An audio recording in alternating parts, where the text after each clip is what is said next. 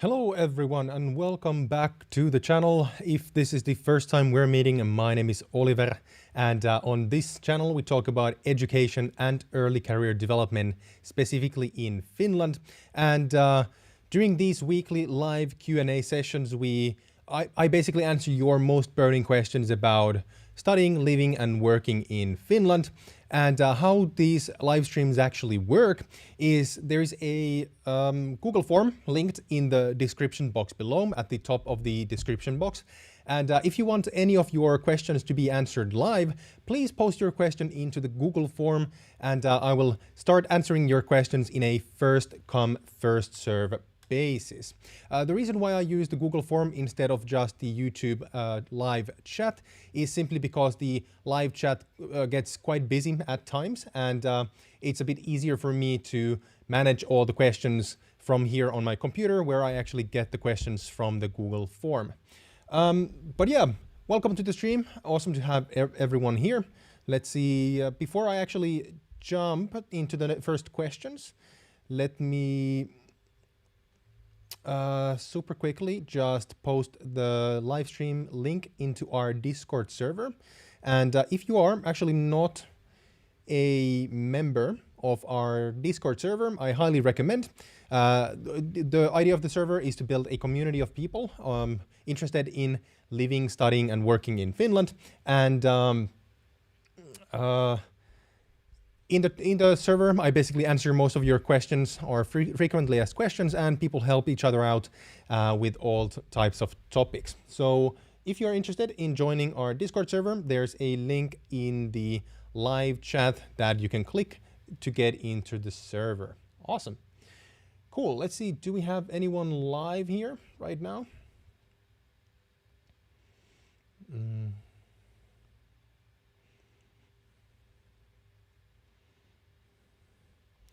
Super quickly before I actually jump into the first questions, let me just check a couple of technical difficulties.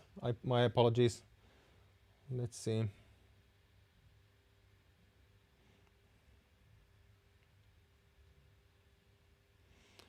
All right, I think that we have the first people online, which is awesome. Just a moment. Lotte, what's up? Welcome to the stream. Awesome to have you here. Muhammad Sabur Ahmed, what's up? Welcome to the stream. Sorry guys, I had a bit of technical difficulties here in the beginning. Doesn't matter. Let's jump into the first questions. So once again, if you want me to answer your questions live, please post your questions into the Google form that is that you can find in the description box below, or actually in the live chat right now. If I just pin the message there at the top. Awesome. Cool. Let's jump into the first questions. And the couple of first questions this week actually come from last week's live stream. And the first one actually comes from Deepika Kisharbai Pala, who comes from India. And Deepika is applying to study in Finland in the next application period, interested in a master's in business, specifically in commerce. Well, business that would be. Technical Booth, what's up? Welcome to the stream as well. Awesome to have you here again. And the question from Deepika is: in September, I want to get admitted for September. Is there any scholarships for Indians in the field of business, and how high of a score would I need to get from IELTS language test to get admitted? Thanks for the questions. There's a couple of interesting questions here, so let's break this down. So first of all, if you want to study business starting September 2021, there's basically only one way for you to apply during this year, and that is to apply through a service called Edunation, which is a Finnish company offering international students an alternative way of applying to Finnish universities. The normal university application has already gone for this year, so there's only one application period for master's degrees in Finland, and that happens between December and January. So if you want to start studies this September 2021, you would need to apply through Edunation and through one of their partner universities. So that's one thing to note. Then the second thing is that there are scholarships for international students in Finland. There are no scholarships that are specifically for Indian or students from India. Rather, all non-European Union students can apply for scholarships for the university studies in Finland. However, there are not enough scholarships for every single student, so they are granted on a competitive basis. So basically, the best applicants get scholarships.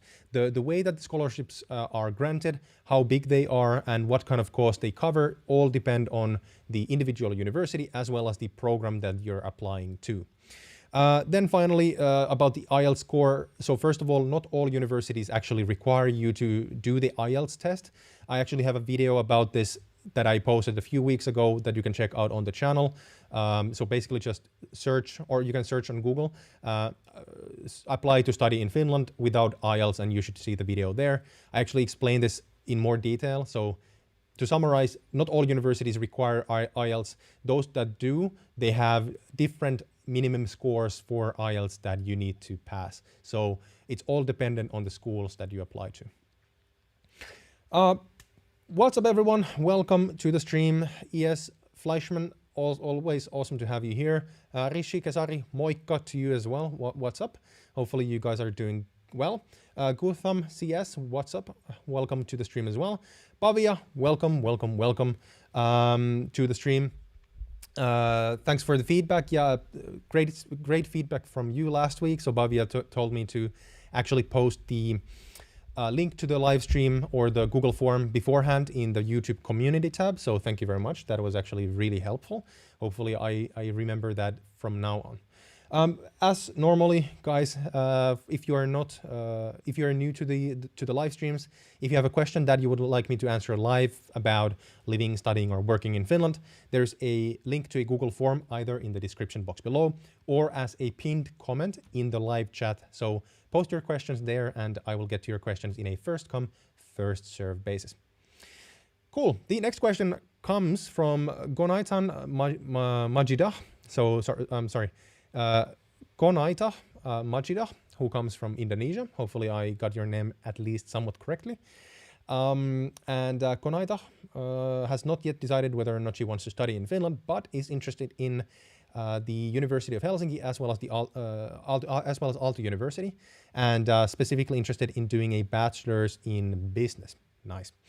So first of all, I can actually say it already. If you want to do a degree in business, unless you mean specifically economics, then you would need to choose Aalto University, because the University of Helsinki actually doesn't have a school of business or a faculty of business.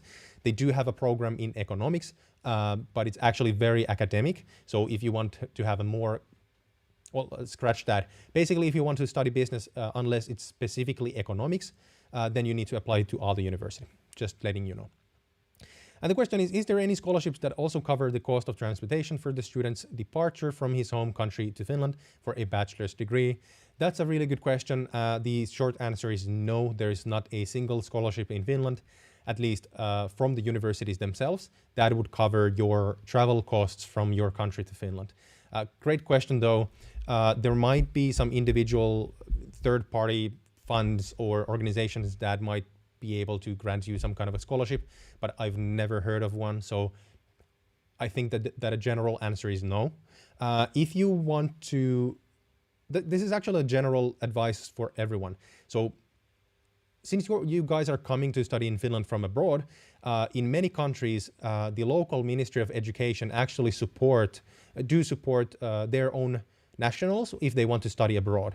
So for example, if you study in Indonesia, in this case, you could, for example, try to contact your local Ministry of Education and ask them whether or not their government has any kind of grants for Indonesian nationals who want to study abroad. This is not the case in every single country, but I would, guess that that's worth trying at least. Great question, though. Maggie Yao, welcome to the stream. Awesome to have you here as well. Get Goti, moi to you as well. Welcome to the stream as always. Super quickly, Maggie has a question in the chat. How much do the price ranges? Sorry. How big of a price range are there between different student apartments in Helsinki, countryside of Finland? That's actually a good question, Maggie. And Helsinki is definitely the most expensive city to live in, even as a student. So as a benchmark, do note that the prices fluctuate within Helsinki as well. as a benchmark, me and my girlfriend will live in a around 50 square meter apartment, which is basically a family apartment on paper, meaning that you can only live there together with your spouse. So you cannot apply there with a friend or on your own. And that is in the dead smack center of Helsinki. So it's one of the best locations that you can actually get. And that apartment is a bit over 800 euros per month. So I think 850 euros, the rent has gone up over the years. So that's, you know, a benchmark. But for example, if you want to get a room in a shared apartment even in Helsinki region, you might be able to, you know, get by with 350, 400 euros per month.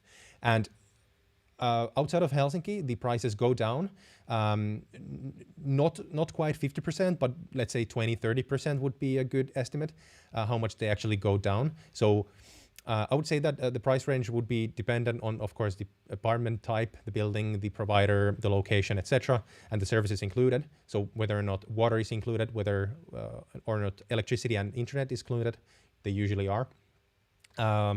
The prices usually range from 250 euros to, so let's say 800 euros if you want to live on your own. If you want to live in a really big apartment, for example, with your spouse or girlfriend, boyfriend, then the apartment prices usually can go even over 1,000 euros, depending on how large they are.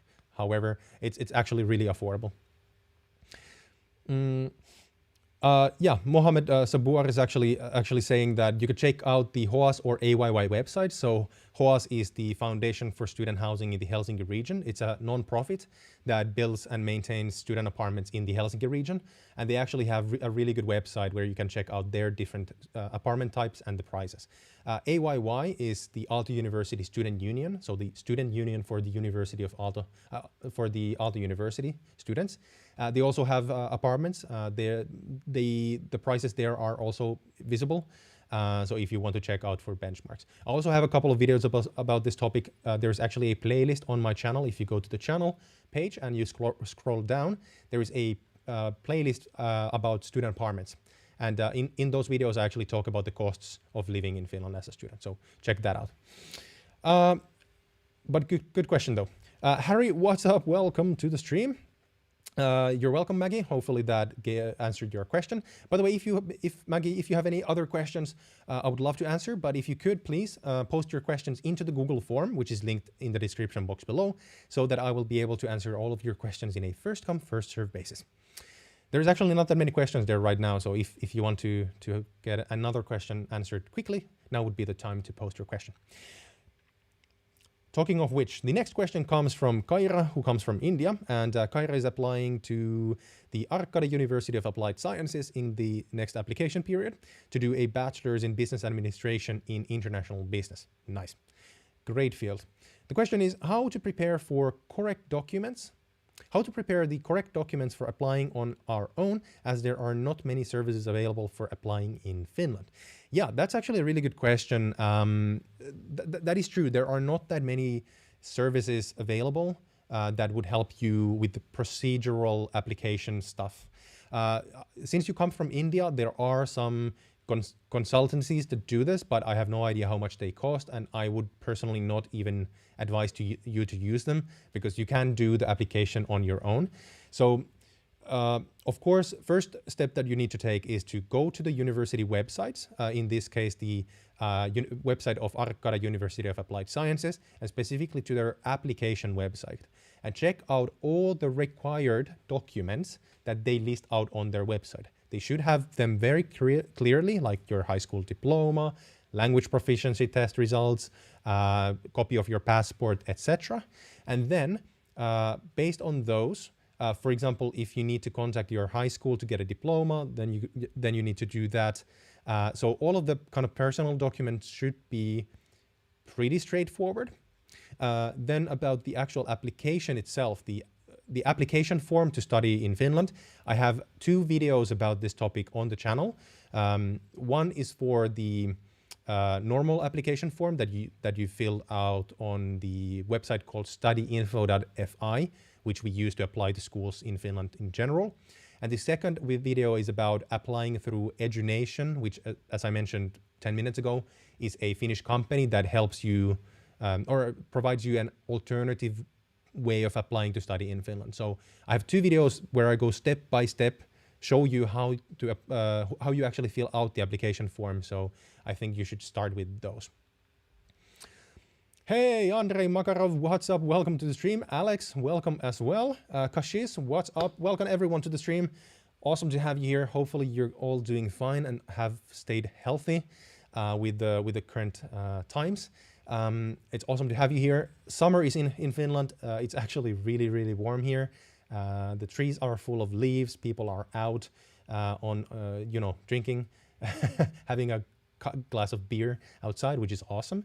And school is actually starting to end for this year, so people are starting their summer holidays, which is awesome as well. Anyways, the next question comes from Tanver Singh, who comes from India, and Tanver is applying to the Oulu University of Applied Sciences in the next application period to do a bachelor's in business. Awesome. And the question is, how much time does it take to get a work visa or a permanent residency in Finland? So these are actually 2 different things. So let's start with the work permit. So after you graduate from a Finnish university or University of Applied Sciences, you can immediately apply for a residence permit to work in Finland. So there's 2 different ways of doing this. So number 1, if you already have a job before you graduate, then you can actually just apply for continuation of your residence permit to work. And then you need to renew that, I think, is it every year or every 2 years? Don't remember, don't quote me on this. And then after you do, I think, work for 4 years, then you can apply for a permanent residency in Finland. However, if you don't have a job already at the time of the graduation, you can then apply for a residence permit, which is one year, to apply for a job. And if you are able to find a job during that 1 year period, then you will be able to get a working period here, and then again, work for 4 years, and then you're able to apply for a permanent residency. So that's that. While you are actually studying in Finland, as an international student, you can already work during your studies. However, you can only work for 25 hours per week on average if you come from outside the European Union or European Economic Area. So European Union students can actually work as much in Finland as they want with no restrictions. Rishi Kesari actually saying to the previous question, I did all the application processes on my own, have to appreciate the application guides listed by Finnish universities. They listed and explained all processes in a lucid and simple way. That's really cool to hear. This is actually something that I've also heard from a couple of other guys, especially from people who come from the United States, where the college and university application processes are quite vague. And there's a lot of question marks always in the air. So I do agree. In my opinion, Finnish universities have the application system very simply and well laid out. One of the reasons is that we use the Finnish universities are all public. So we have a public university system, and all of the schools use the same application system, the back-end system. They might have different requirements, but the system is same. So it's really easy to explain because it doesn't change every single year. All right, the next question comes from Kowe Isaac. I hope that I pronounced your name correctly. Kowe. It's V plus double V. K-O-V-W-E. Kowe Isaac, I guess, somewhere along those lines. Hopefully I did pronounced your name correctly. I do apologize if I didn't. And if you want to teach me how to pronounce your name, please let me know in the chat how to do it. The question is, Kowe is actually starting school this semester. Cool. And he's from Cameroon, which is awesome. Really, really awesome to have people from around the world in the stream. And he's starting school this semester in Novia University of Applied Sciences, doing a bachelor's in healthcare. Nice. Awesome. The question is it possible to start working during my second year of studies as a nursing student? Great question. Unfortunately, I don't know, and I will not guess here. The reason being that healthcare, especially like nursing, is very heavily regulated in Finland. So I would need to check when and how you're able to work in your field.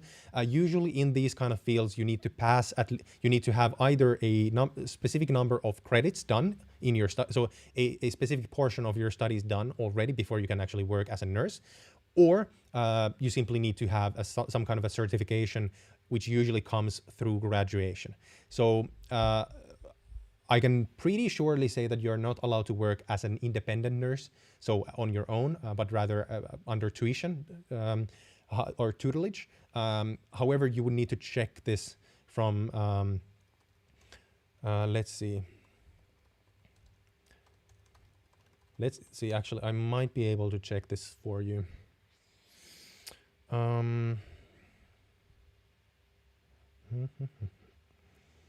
Oh, never mind. I never mind. The website is in Finnish. But yeah, I don't want to guess because this is so heavily regulated. It's a great question and a question that I get all the time. However, I would need to look into this a bit more.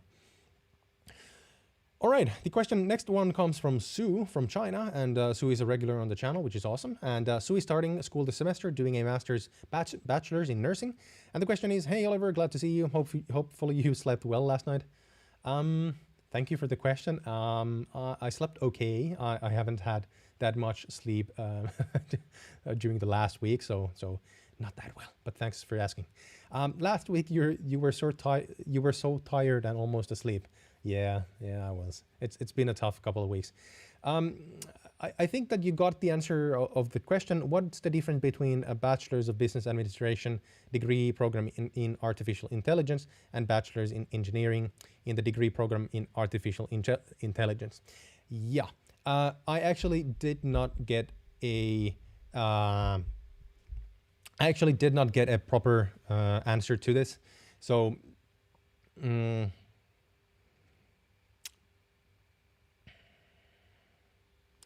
Yeah, I actually didn't get the answer to this question. I simply didn't have the time to look into this. Plus, I've been a bit sick during the week. However, if we think about the degrees completely separately, not taking into account the different schools, there are so many different differences between these that I would basically need to write an essay about this. But I simply didn't have the time to actually look into these specific degrees. Again, I do apologize. I promised I would look them up this week, but I simply didn't have the time. Let's do it this way, Sue. If you could please send me a message on Discord, and that will then be there. Spend time there in the Discord. I will see your message, and I will then most likely be able to get back to you as soon as possible. However, it might require me that I write a bit of a longer text for you to explain all the differences. So I think it might be easier to do this in a written format. So if you could please send me a message on Discord, just a DM on Discord, and that would do for now.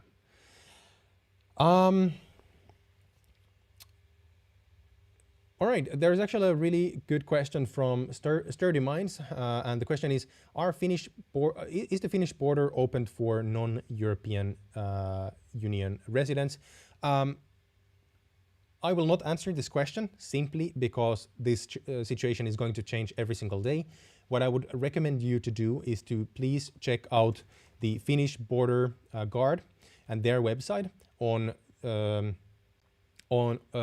in terms of these things. So just Google Finnish border guard and check out this link: guidelines for border traffic during pandemic. There are countries from where traffic is not allowed to Finland at this point. There are also countries from where the travel is permitted with certain limitations. So please check out the guidelines for the border traffic during the pandemic, because this page is the official government website from where you get the official information, and they update this all the time. So please check this as the official source for information for this topic. I do not want to share misinformation during the streams by answering this, off the cuff. So there, I would say that this is the best way to go. Technical booth saying that Oliver, you're very good in explaining things. I think you should try teaching. Thank you very much for the positive feedback. I do appreciate I do appreciate it. I cannot speak. For the love of me, I cannot speak. Perhaps it's just the time for water. Thank you for the positive feedback. What was I was trying to say? Um, I've actually done a bit of consulting, so business stuff, through which I've had to learn how to explain things from ground up. I guess, but unfortunately, I'm not. I don't have the qualifications to actually teach in Finland. Unfortunately, would be fun though at some point.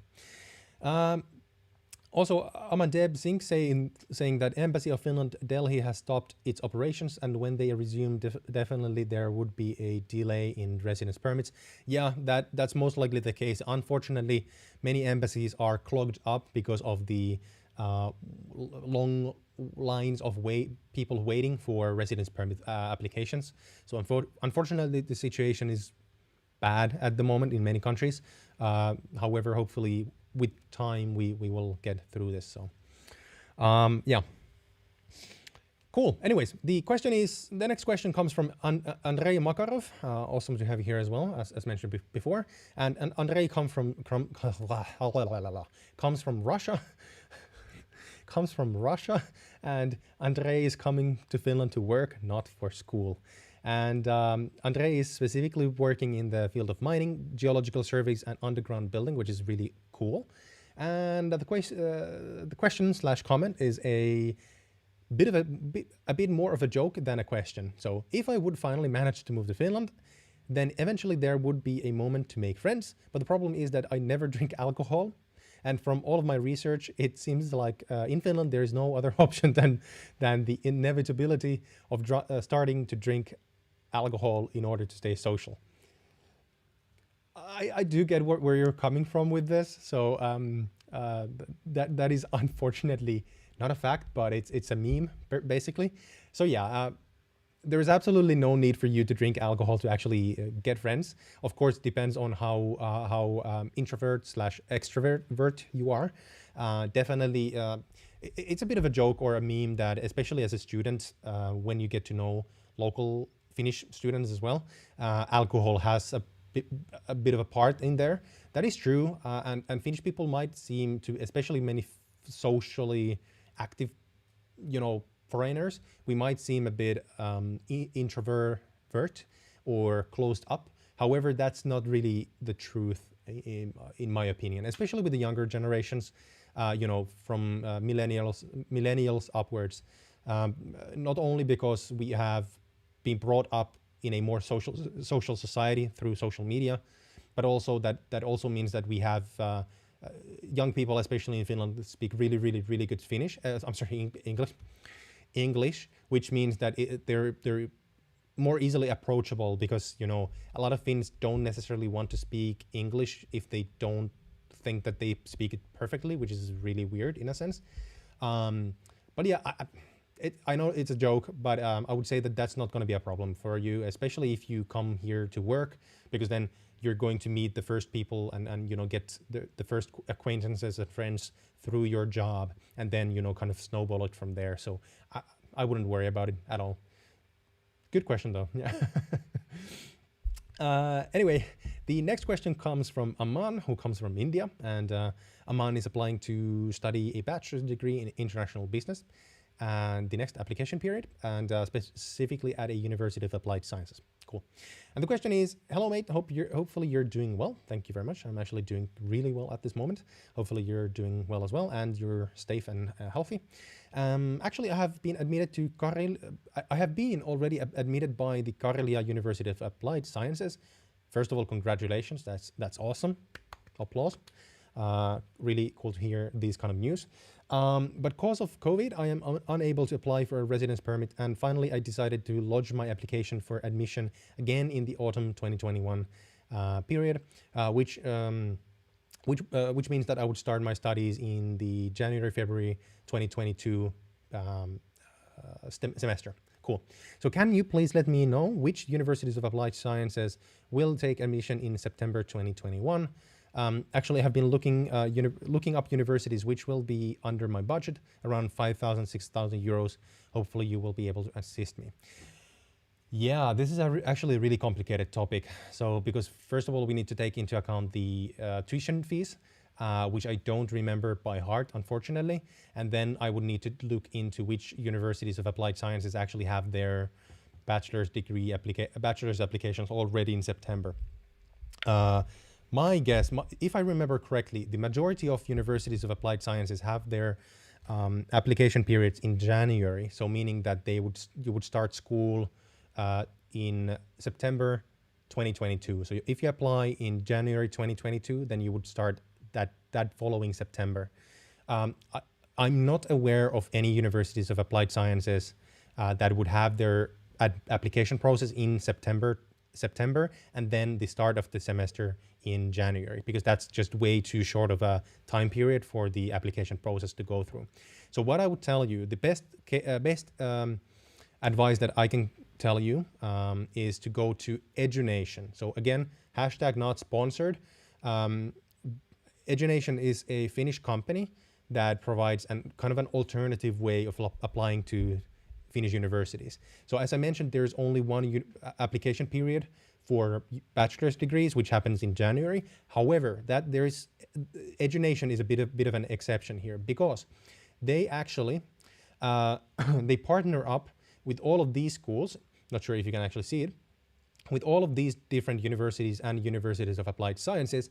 And the cool thing here is that because they partner up with these schools, they actually are able to offer you more application periods, and they more wide application periods. So what I mean here is that, for example, if you want to apply to LUT University, if you would normally apply to them, to their master's degrees, for example, or bachelor's degrees, you would have to apply in January. However, if you apply to one of their bachelor's degrees through Edunation, you can actually see that the application period is much longer. So normally that would only be through January, and now it's basically from February all the way through May, which is really, really cool. So what I would recommend you to do is to come to edunation.co and check out the different degrees from here, specifically in business right here. And you can check out the different master's and bachelor's programs offered by Edunation's partner universities, and then the ways that you can actually apply. Once again, not sponsored. It's just a good service that I would really, really recommend to many of you. So check it out. You can also check the tuition fees from their website as well. So that's cool. Let's see. Actually, Keira has a comment in the chat. Can you please reply to messages sent through Instagram? It's regarding universities and studies. Keira, thanks for the question. Unfortunately, there are just way too many people sending me messages on Instagram, and if you then combine all of those messages with the comments that come through not university, but that come through YouTube directly, and then all the messages that I have to deal with in our Discord server, it's simply impossible for me to get back to everyone on Instagram, unfortunately. So that's going to be a no. However, if you want to ask a question, you can ask them either during the live stream, or then alternatively, if you want me to answer your question in a written form, then you can actually join our Discord server, there's a link in the chat right now. The server is basically, the idea of the server is to build a community of people interested in studying, living, and working in Finland. And in the server, there's not only me answering your questions, but there's also a lot of other people, hundreds of other people answering your questions.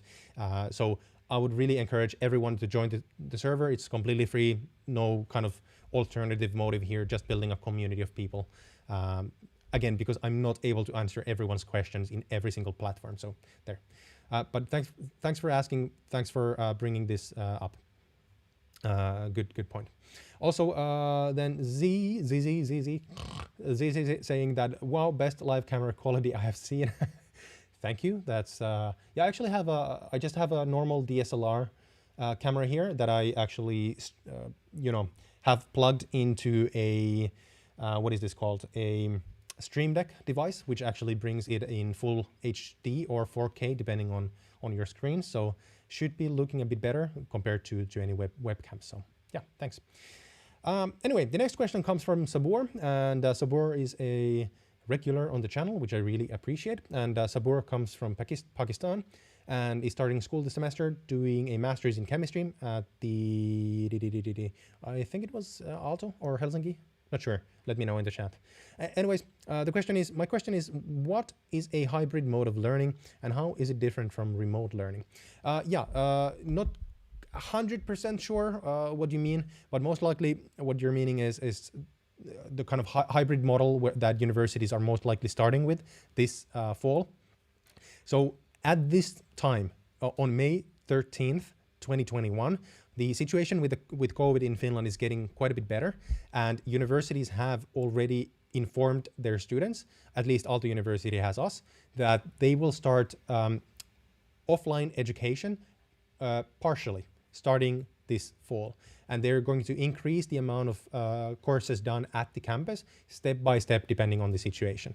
So this is what they mean with a hybrid model. So some courses, especially with larger amount of people, especially like the basic courses on bachelor's levels, where you have hundreds of people in the classroom, those will most likely be done online via Teams or Zoom. And then small seminars that only have a couple of dozen people, or laboratory studies, those will most likely start with offline, so at the campus this fall, and then they will increase the amount of people on the campus as we go and as the vaccinations go as well. So that's most likely what they mean. Not quite sure. Let me know in the chat if I was completely off topic, but that's my estimate or guess at least.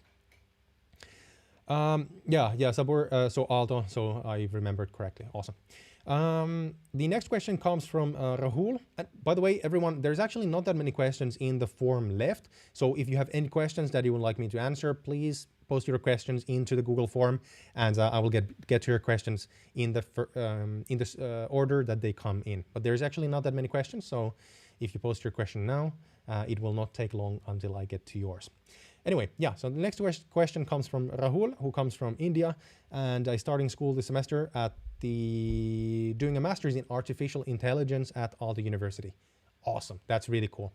The question is, I'm a vegetarian. How are food options in Helsinki, Espoo for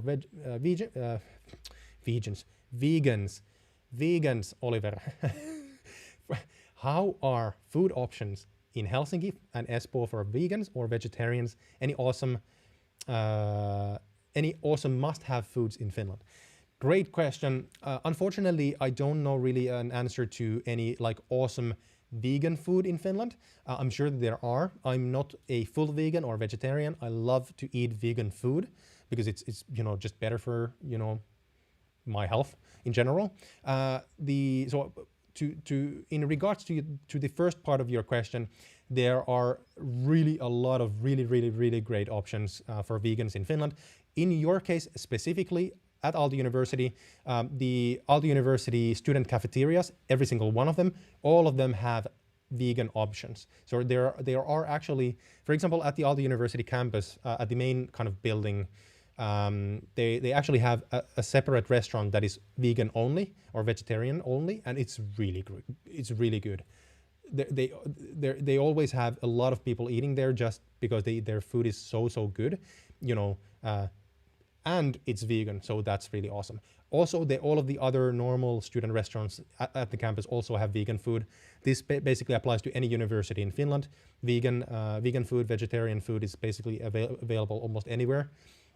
In addition, if you go to eat at any kind of a mid to higher level quality restaurant, they will have vegan options as well. So I would say that for vegans, Finland is actually an awesome place because the options have been growing over the years, exponentially. In addition, when you go to, for example, grocery stores, the options for making vegan food, they're great. For example, actually my sister and her husband, they're vegan and they're doing just fine. And they're trying to get me to turn or eat more vegetarian food, which is completely fine. I would love to. The problem is that I don't actually have that much time to look up recipes for vegan food. So that's kind of my barrier of entry. But yeah, definitely the options are awesome. So I would say that. Excuse me.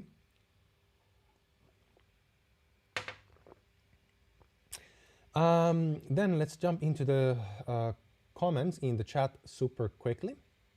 Let's see. What do we have here?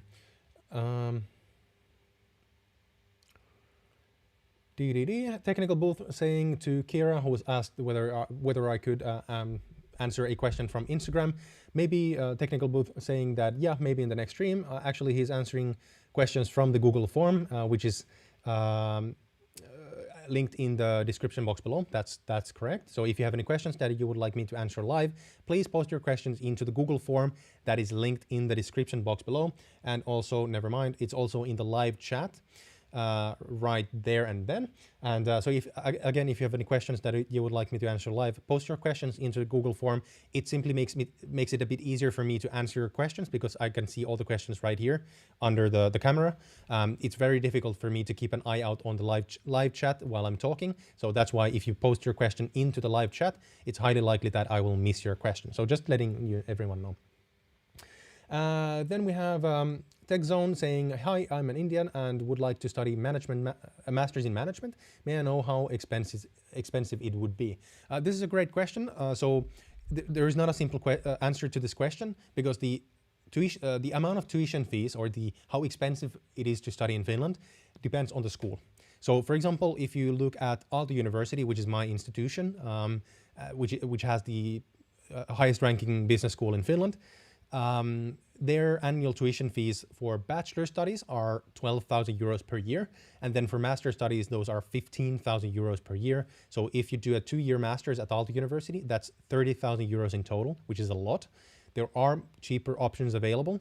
And actually, if you go to my channel, there's a video about tuition fees. So you could, for example, just search on YouTube, tuition fees, universities Finland, and that should be the first video on there in the results. And in the description box of that video, I have a link to a free Google spreadsheet, which I haven't updated for this year, so just take that into account.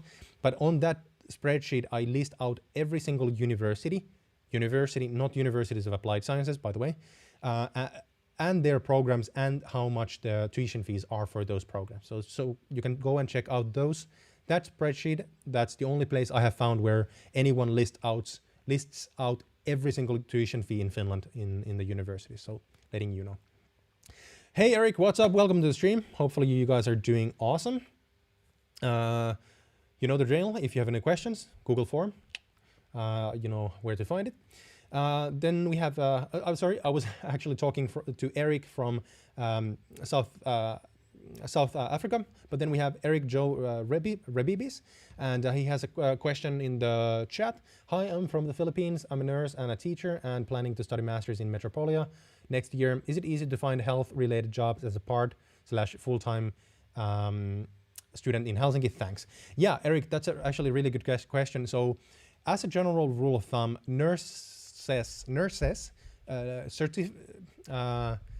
certified nurses can find as much work in Finland as they want to do.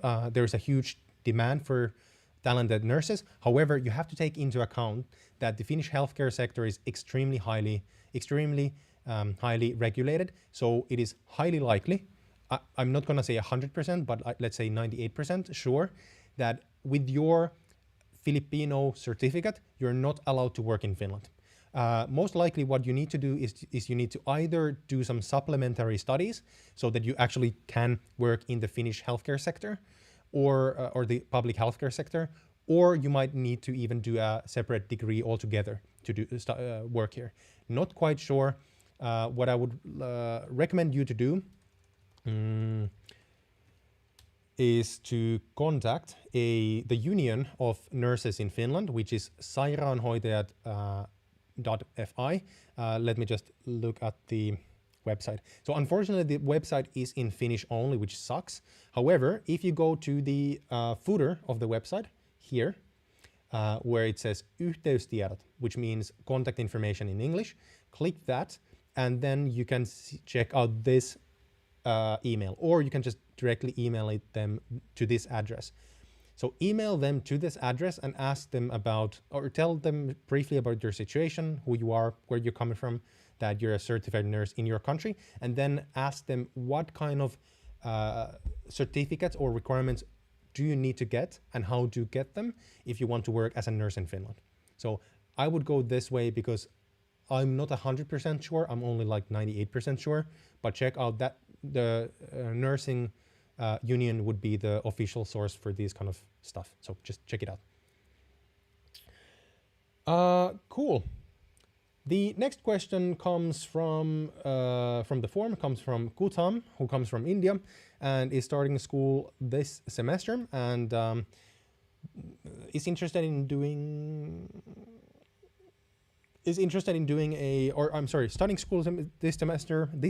Aalto University, doing a master's in automation and electrical engineering. And the question is, what is the criteria for scholarships at Aalto University? I had a good research experience, but I didn't get a scholarship, though my undergraduate grades were not great. Yeah, so the exact requirements or minimum criteria for scholarships, first of all, they're not the same for each university, just letting everyone else know. However, with each university, the criteria change every single year, or they might not change. The problem is that we don't know the exact criteria because that is not public information. So what I do know is that the universities grade your, undergraduate degrees, your bachelor's degree grades. So that's one thing. So basically your academic excellence, if I could say so, from previous degrees. In addition, they will grade your motivation letter, your potential interview, as well as, for example, if you have any work experience. So there's a lot of stuff going together. So even if you have like research experience prior, that is not going to be the thing that is going to decide whether or not you get a scholarship. Many universities heavily emphasize your previous studies and your grades from your undergraduate degree or bachelor's degree. So that would most likely be the one reason why you were not granted a scholarship. So again, it's impossible for me to say. This is just speculation, so hard to say. But I think that might be a factor. By the way, congrats on getting admitted to Aalto University. That's already a big thing, considering that Aalto is the number one school in the field. So congratulations. You should be proud about this fact alone. All right. The next question comes from Montana Barua, who comes from India, and Montana is coming to Finland to work, not for school, and her field is banking and environment sustainability, which is interesting, really cool combination. And the question is, what are my job prospects in Espoo or Helsinki if I have 8 years of work experience? I'm relocating with my husband, who has been admitted to Aalto for his master's. Thanks. So that's a really good question, Montana. So what I would say here is that your experience in years actually doesn't have that much to do with your career prospects in Finland. The amount of years you have experience is actually a really bad measurement of your skills and expertise, and many companies are actually moving away from this measure or this kind of measurement in a sense. So what I would need to know first is first of all your educational background, what kind of experience you have, what kind of positions you have been working in what kind of companies are you actually looking to work in what field. So banking and environment sustainability, those are two different fields and they're very wide. What kind of positions you're applying for, etc., etc. So with this information, it's impossible for me to give you an answer. However, let's say if you have a master's degree in business, you have already multiple years of experience in your field as, for example, a mid or senior level position. I don't see any reason why you shouldn't be able to find a job here. Helsinki and Espoo, the kind of metropolitan area, they have the most jobs for business graduates anyway in Finland. So, generally good prospects. However, I would need to know way more to be able to give you even a somewhat good answer into this, or even any kind of recommendations of for companies. So if you want to give me more background information on this topic, and for example in the forum, do that, and I will be able to elaborate a bit more. However, with this amount of information, it's impossible for me to say anything more about this. The next question comes from Sabur again, from Pakistan, and the question is, according to you, is there going to be taxations while making direct bank transfers or making online payments to Finland? No. So if you do direct bank transfers to, for example, a university or to a certain person, there should be no kind of taxations or taxes involved. However, there might be some kind of a transaction fee, and this depends on your bank. So there, for example, especially if you have to change the currency, which you most likely have to do, then the banks most likely will have some kind of a transaction fee or some kind of basically some kind of a service fee. However, no taxes will be paid. The next question comes from Aman from India, and Aman is again, as a refresher, Aman is applying to study a bachelor's degree in international business at a University of Applied Sciences. And the question is, thank you very much for suggesting me Edunation. Actually, I'm thinking if it's possible to have admission in Open University or Open University of Applied Sciences pathway while I'm waiting for autumn 2021 admission periods while I'm staying in my home country. So, all right, so there are a couple of questions here. So first of all, the Open University pathway is different from, for example, Edunation pathway program. So not sure which you're talking about here. However, if we talk about Open University, which is basically it's a system in Finland where anyone can study university level courses as they would be taught at a university anyways, the same professors basically. However, that is not a pathway to get admitted to study in Finland, at least not for international students. So no, basically. If you want to get admission for 2021, the only way for you to do that is through Edunation at this point. Open University, there is a pathway, but it's basically it's not a viable option for you at this point, unfortunately. Great question though. The next question comes from Alex from Sweden. Hejsan, välkommen igen. Alex was here the last week as well, which was awesome. Awesome to have my brothers and sisters from Sweden visiting the stream. And Alex is starting school this semester at the University of Turku, doing a master's in cybersecurity, which is really, really cool, as I mentioned last week. And the question is, hey, Oliver, hopefully everything is good with you. Thanks, Alex. Everything is actually really, really well with me at this moment. Hopefully you're doing good as well. And I was wondering if the European health insurance card is enough as a EU citizen studying in Finland, or if I should get some additional student healthcare insurance. If I remember correctly, the EU health insurance card is enough. So that is what you need. So super quick check, just a moment. Just a moment, I need to double check this. Bear with me.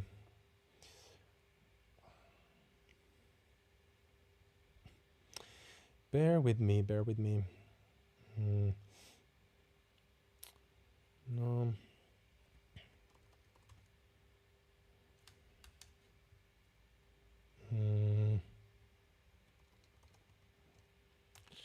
I think I cannot. I thought I would be able to find the website. All right, I'll just super quickly check from the Immigration Services website. So if you have a European health insurance card or the EHIC card, you do not need to take out insurance. There you go. All right, so yes, it is going to be enough for you if you just have the European health insurance card. So that will allow you access to public health care services as needed. If you need to use them. However, do note that in Finland, the main source for healthcare services for students is the Finnish Student Healthcare Services Service, or FSHS. So if we want to check, I want to check that as well. So please check out their website. So FSHS, which is Finnish Student Health Service. You can actually check out the website on in Swedish. So maybe it will make a bit more sense to you. But basically, you need to pay an annual fee to actually utilize the University Student Health Services. And do note that they are not a hospital. So they only have different kind of healthcare services. Oops, sorry. And you can actually see the different services right here. So they have different kind of health examinations, appointment services, laboratory services, imaging, certificates, etc., birth control, vaccinations, for example, timely for now. But for example, appointment services, they have some of the best dental services in Finland, which I highly recommend that you use because they're super cheap. So not all the services that FSHS offers are free, but they're extremely cheap. So for example, one I think it's a 35-minute visit at a specialized dentist is like 35 euros or so. Or sorry, like 45-minute service at the dentist is like 35 euros, which is super cheap. So check them out.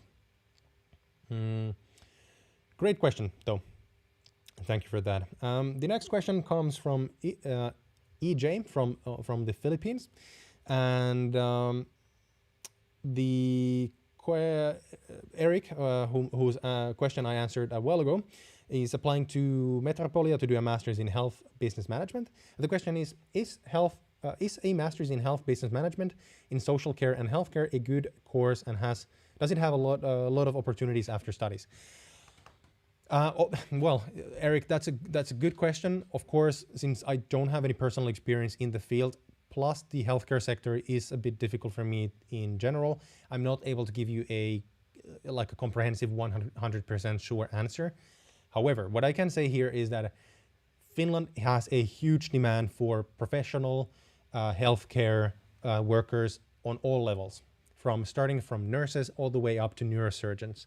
So if you have a degree in the field, I would say no matter the field or no matter the specialization, yes, you are going to have great career prospects and a lot of work, as much basically as you can do, after graduation. There's of course you will there are requirements that you will need to fulfill in order to work here. However, you would of course need to fill those also in order to graduate. For example, you need to speak Finnish at a certain level. I think it was like B2 at minimum in order to work in the Finnish healthcare sector. In addition, there are other stuff as well, but those are described in the degree description, most likely on Metropolia's website. So absolutely, first of all, Metropolia is a great school for the field, and I would say that definitely there's going to be a lot of opportunities for you in Finland if you have any kind of a degree in healthcare. So yeah, definitely. All right, super quickly before I jump into the next question. First of all, if you're getting some value out of the stream, I would really appreciate if you guys could quickly and gently tap the like button. We're currently at 24 likes for the stream. It would be awesome to get to 40 likes before the end of the stream. And while you're doing that, I will just have a really quick drink.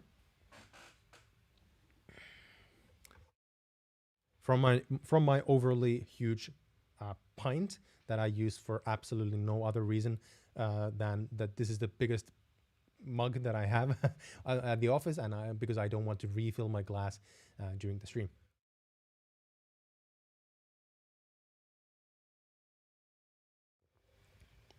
Awesome.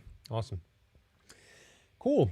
By the way, it would be awesome while I'm jumping into the next question. Just let me know, where are you streaming from around the world? I know we have people from Morocco, we have people from Philippines, we have people from India and South Africa, for example, if there's anyone, and Sweden, for example. Let me know in the chat, from where are you actually streaming from, and how are you guys doing? Just let me know. Hopefully everyone is safe and healthy during these hard times. So yeah, let me know where are you coming from in the live chat. And now I blacked out. The next question.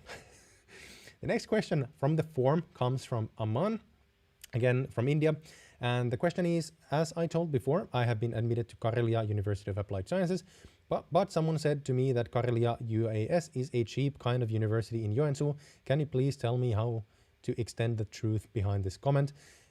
Disregard the comment completely. I have no idea who said that, where, and what their expertise in this matter are, and what experience they have, and for example, to what they are comparing to. Because for example, if you compare Finnish universities of applied sciences to like Harvard or Yale, of course they're not even close to the same level. However, that is a stupid way of looking at this, and I think that people make a huge mistake in when they're like comparing universities, different universities to each other, and for example like Ivy League schools.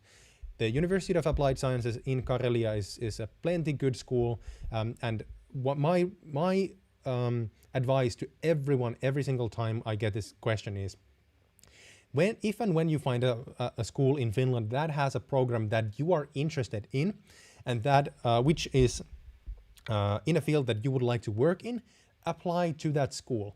It doesn't matter what the school is, because the entire Finnish education system is very high quality when it comes to global scale, and the schools regardless are really, really great. So I would definitely say apply to Karelia if they have a program that you're interested in. I'm sorry, go to Karelia because you have already been admitted if they have a program that you're sincerely interested in. That would be my advice. I will not comment on it's cheap or low quality, because I have no basis of saying anything to this or anything like this. So yeah, there you go. All right, we have people from all around the world, actually. India, we have people from Sri Lanka. Dinesh, what's up? We have Matteo from Italy. What's up? Welcome to the stream as well. Again, we have Cheryl from the Philippines. We have Ben from Poland. We have Technical Booth from Wakanda Forever. From Wakanda, awesome. If you would like to send me some of the technology from Wakanda, that would be awesome. For example, the quiet boots would be really, really cool, if you know what I mean. We have Hui Woon Shia from Malaysia. Welcome as well. And we have Montana Barua from India. Awesome. Really cool to see so many different people from around the world. This is awesome. Awesome. I'm still waiting for someone from New Zealand. That would be freaking cool to see someone from New Zealand, which is basically on the exact opposite side of the globe. But I guess time difference is a bit of a birch in this case. Cool. All right. The next question comes from Poland. Poland. Ben from China, and Ben is starting school this semester in Tampere, doing a master's. And the question is, what about gay dating life in Finland? That's actually an interesting question. I'm not the correct person to really answer here because I'm actually straight. I do have friends of mine who represent the LGBTQ community, and they seem completely fine. Actually, Finland is a very good country, in my opinion, for people of the LGBTQ spectrum. I know that there are other letters nowadays in the abbreviation, but sorry, I don't remember all of them. There's plenty of clubs, very popular clubs that you could go to. For example, of course, Tinder works perfectly in Finland, and Finland is a very equal country. So this is, for example, being gay is something that is, no one is going to bat an eyelid at you. Basically, this is the nicest way of putting this. No one cares. Just be who you are, and you're welcome and accepted as you are in this country, which is, I don't even see why it would be different, to be honest. Countries that are not as acceptable I don't understand them, to be honest. But yeah, it's hard to say about the dating life specifically for gay people. However, I would say that it's gonna be good, I guess. Should be something like this. Not quite sure. Anyway, cool. Hey, there's Nikita with a 200 ruble, I think, super chat. Thank you so much for the super chat. That is highly appreciated. I don't have a jingle for super chat. I've been thinking about doing something like party music, I guess. Thank you, Nikita. That is highly appreciated. Nikita saying, hi, Oliver. My name is Nikita. This semester, I'm starting my master's studies at Aalto. Congratulations, first of all, for being admitted to Aalto. It's the best university in their fields. So you should be proud about that in itself already. I wanted to ask you about the military service in Finland. Is there a lot of hazing? Great question. Actually, this is a very important question. And to give a bit of context to everyone, who are listening. So Finland is one of the rare countries in Europe that still has a mandatory military service for men specifically. So when we turn 18, we are actually drafted and we need to do a mandatory military service, which starts from 6 months all the way to a year. And you have to do it around when you're 18. Most people do it before they actually go to study. So after high school. So when they're 18 to 19, 20-ish, so on. This is actually a great question. There is not supposed to be any hazing because by law, hazing in the military is illegal, and there's actually very strict or heavy ramifications to anyone, conscripted or professional, who take part in any kind of hazing. Of course, you have to take into account that it's military. There's strict rules and for example, the hierarchy is strict. Still, it's a military. However, hazing, as you would know it, for example, in Russia, it doesn't exist at all. What the Finnish defense forces, which they are officially called, they're actually very smart about this because they have realized that since we only have a half a year to a year or 6 months to 12 months to train people to defend the country, it's just more constructive to focus on the actual stuff, actual learning how to be a soldier. And so that's the full focus of your conscript service. I actually personally liked it. I'm an outdoorsy person. I love to be in the nature. I actually enjoyed the military service. Gave me a year of time to think about things and what I, for example, wanted to do after high school. So yeah, of course, there are a lot of people who don't want to go there. And actually, there is a way of not going there if you want to. And but you still have to do a service. It's just on the civilian side. There's always people who don't want to go to if they're forced to do something. However, this kind of hazing, no, it's not there. Great question. Thank you so much. Also, thanks for the super chat. Highly appreciate it. Matteo saying in the chat, glad you remembered me. You're helping me a lot getting all necessary information for moving to Finland. Glad to hear that. Awesome. The next question. Actually, by the way, guys, this is the last question in the Google form. So if any of you have any questions that you would like me to answer live, now would be the time to post them into the Google form below.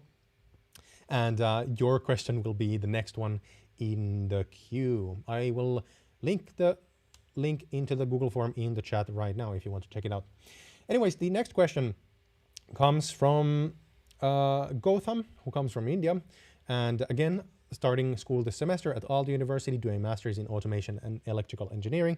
And the question is, how friendly are the people in Finland? Considering that I am an introvert, will I be comfortable around people who are friendly? I will be comfortable around people who are friendly. That's a great question. You might not see it because I'm actually doing all the videos and the live streams, for example. I am actually an introvert. I'm not a total introvert. I like hanging out with people, but for example, it would not be possible for me to hang out with even with my best friends every single evening because I actually need time to rewind from social interactions. So I actually need my own time, and that is actually very Finnish in a sense. So I know that in some cultures, it's quite common that you hang out with your best friends every single evening. You do everything with them, like if you're you get your child together, for example. No, that's a joke, but basically you're used to hanging out with your friends every single evening, watching movies, whatever you do, doing your schoolwork at the same time. I couldn't do it. It would be over taxing for me. So I would say that definitely as an introvert, you're gonna be just fine. Considering this is a cliche, it doesn't really hold true, but it's still a cliche that has some bearing in truth. Some engineers are introverts, or a lot of engineers are introverts. So I think that you're gonna fit in perfectly. And of course, trying to find people who have similar interests to you. And I think that that's the easiest way of making friends in school in Finland, especially for international students. And my suggestion would be that you should not only hang out with other international students, rather you should also try to hang out and get to meet as many local students as well, because this helps you a lot with your life, not only growing your friendships and circles, but also with your work in the long term. So yeah, cool. By the way, actually, I really have to go back to one. I think it was just a moment. I really need to get back to someone. I don't remember who it was in the form. Just a moment. Trying to find the right question. If you bear with me for a moment. Yeah, so it was actually Rahul from India. Rahul, my man, if you're still live here, I would actually love to hear a bit more about your background, since you're going to study artificial intelligence. If you want to, actually either contact me on Discord. So I can actually have the link in the chat. So join the Discord server if you haven't, and send me a DM. Or alternatively, you can actually contact me via LinkedIn. If you have a LinkedIn profile, you can actually find my profile in the description box below. Send me a DM. I would love to hear a bit more about your interests and your career prospects. And I would love to have a chat with you if that's fine with you. So because you have a really interesting background. So that's all. Let's see. Nikita, thank you very much for the second super chat for 200 rubles. That is highly appreciated. Nikita saying thank you for your answer. You're most welcome. This is what I'm doing here. This is the only reason for the live streams to exist. I'm asking about this because I want to apply for citizenship after my studies. By the way, do you know how long and how hard is it to get a citizenship in Finland? That's actually a really great question. And actually, Nikita, if you want to, you could also contact me via LinkedIn, for example, or it would be maybe easier to contact me on Discord because I have a lot of discussions there. I actually have a friend who's Russian, and we met in Germany in 2016 when I was doing my exchange studies there. He was a roommate of mine, and he actually studied in Finland, and he was there in Germany to work for the summer. And he actually just got his citizenship, and since he's under 30, he actually is, I think, currently doing his military service or he might be just done with it. But he actually was drafted into the military. So I could try to actually ask about his experiences and kind of relay them to you if possible. So just let me know, contact me either in LinkedIn or Discord, and we can have a chat in the kind of longer term. About the citizenship, I can actually also try to ask him about this. The funny thing is that I know that there is a citizenship test, and you can do it either in Finnish or Swedish. And for some reason, he actually ended up doing it in Swedish because, according to him, it was easier for him to learn Swedish than Finnish, which is completely hilarious because while Swedish is very useful in Finland, the absolute majority of Finnish people don't actually speak Swedish. It's the second official language here. However, if you want to get actually some use out of the language, you should actually do the citizenship test in Finnish. Also, to your question, I don't remember all the different steps in the citizenship process. So again, send me a message. I can actually look up a bit more information to you, give you the proper links, etc. So, all of this stuff.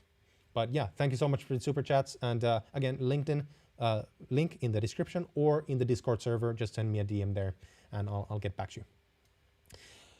Cool. Actually, before I jump into the form, Dinesh has a question about insurances. So the question is, what about our medical costs? Do we have to take insurance? Yes, you do. If you come from outside of Europe, you actually have to take a insurance, and where you can actually find information about this and what kind of insurances you need to get is from the Immigration Services website. So migri.fi/en/insurance. Check out this website. They have all the different information about it here, how much it has to be worth at minimum, And for example, they have a couple of example insurance companies or the links to them right here that you can check out. I will actually also link this into the chat so that you can check out the website as well. There you go. Ashok asking, is it necessary to pass Finnish language test for citizenship? Again, you can do, I think, the test either in Swedish or Finnish, but yes, you need to pass a language proficiency test if you want to get a citizenship. Yes, you need to. Rashid, what's up? Welcome to the stream as well. Awesome to have you here. Anyway, let's move on to the next question in the form, which comes from Angad, who comes from India. And Angad is starting school this semester, doing a master's in sustainability in business. So I guess that would be business, or sustainable business, I would guess. Which is actually interesting, Angad, because my major in my master's, or basically in my master's, I specialized in sustainable business, and I just finished my master's thesis, which was about sustainable entrepreneurship. So that's a super interesting topic. The question is, what kind of English-speaking work opportunities are there for non-technological roles? There's a bunch. So if you have a master's in business in general, so if you, for example, study sustainable business or sustainability in business, you will have a general business degree and you only major in sustainability. So that in that case, you basically have a business degree and you will have plenty of opportunities for in Finland. There's a huge amount of different kind of international businesses, as well as many Finnish businesses as well that don't have Finnish as their official language. My advice usually is that when people ask me about what kind of field they should pursue if they want to have good opportunities for work in English in Finland, I would say that the healthcare sector, technology, or business, those are kind of the three key fields where there are plenty of opportunities in Finnish. So you will have more than enough opportunities. The one thing that I would advise you to do is that while you're studying, you have to start building your network specifically in that field from day one. Because if you want to work in sustainable business or sustainability, for example, sustainable frameworks, you have to start networking with people because that's a small niche field. And you have to get to know the correct people in order to kind of find the right jobs for you already before graduation. So that's number one. Networking. Rashid asking kind of a similar question in the chat. Could you please say something about getting a part-time job in the cybersecurity field? Yeah, I could say something. You would need to ask me more specific questions. There are part-time jobs in cybersecurity. There are multiple companies in Finland that would love to hire talented. You have to, by the way, disclaimer here, keyword, you need to know what you're doing, so talented. If you study cybersecurity, that's not enough. You need to know what you're doing. But there's a bunch of companies that hire people from this field, and it's actually a very heavily growing field. And Finland is somewhat of a specialized country in cybersecurity. So, plenty of opportunities. The pay is really good. And people usually are already hired from school, so even before they graduate. However, I would need some more specific questions about this topic and a bit more time. So for example, if you ask what kind of companies there are, the only that one that comes into mind right now is F-Secure, which is a Finnish company, a huge international cybersecurity company, F-Secure. Check them out. But yeah, plenty of opportunities. Excuse me.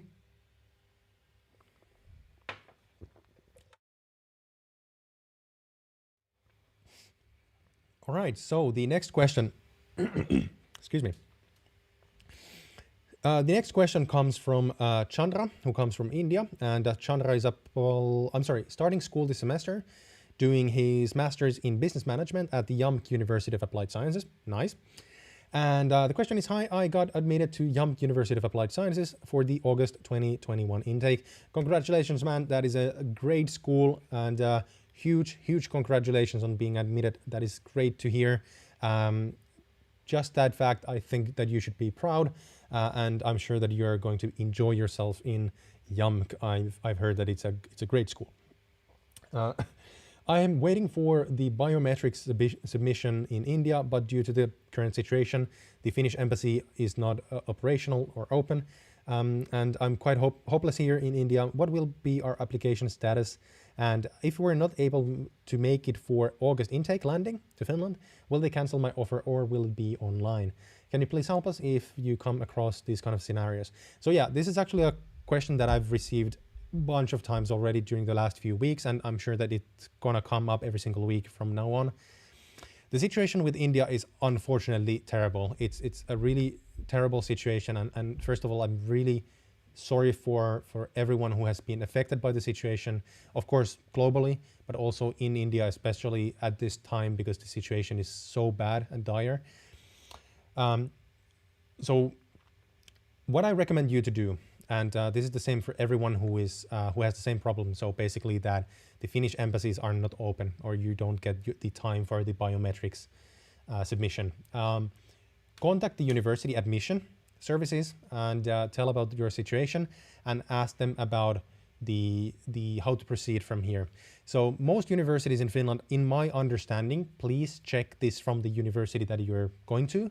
They will have this kind of a hybrid model where you can study online or offline, at least partially. And usually, or at least last year, if you were not able to get the embassy time so that you could actually get a residence permit in Finland, you could either move your admission to next year or you could study online. So there were basically two different options last year.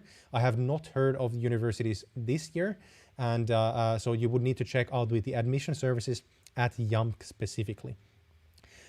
Please do not listen to anyone online, anywhere on the forums, anywhere. Simply either, because usually people don't know what they're talking about. This is also the reason why I don't give you any specifics. I don't know. And secondly, all the information that you're going to get from someone online is going to be old news the next day. So the source where you want to get your news from and information is the university itself. The universities get their guidelines from the government and they will update all the information regarding their studies, you know, daily, weekly, monthly, whatever. So the situation is really, really unfortunate, and unfortunately, I cannot really help you here any more than referring you back to the university service admission services, unfortunately. All right, technical booth saying that I also got accepted to the YAMK University of Applied Sciences. Once again, congratulations to you as well, my man. Huge, that is awesome. That is absolutely awesome. Maybe you guys should link up and get to know yourself or each other before you actually even get to the country. That would be awesome. Let's see.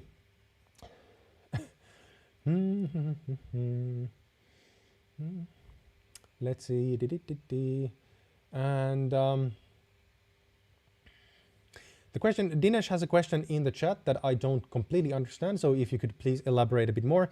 The question is, how many months do we have to study and what are the month? Oh, sorry. Okay. So how many months do we have to study per year and what are the vacation months in Finland? Great question. So basically it depends a bit on the school. So universities and universities of applied sciences have a bit of a different schedule for the academic year. However, the general rule of thumb is that the academic year in Finland starts either in late August, the last weeks of August, or in the first week of September. And the first semester goes from that point all the way to the end of the year. And we have a Christmas holiday from around 1 week before Christmas which lasts until the first week of January. So it's a multiple week long Christmas holiday, which is awesome. Then the second semester, which is the spring semester, it starts on the first or second week of January and lasts all the way until the end of May or like the first week of June. And then we have the summer holidays, which start in June or late May and go all the way until late August or the first week of September. And that is usually the time when people work full time. So summer holidays, Christmas holidays, people usually don't work full time because it's too short of a period and people just want to spend their Christmas holidays home. So there, good question. Let's see.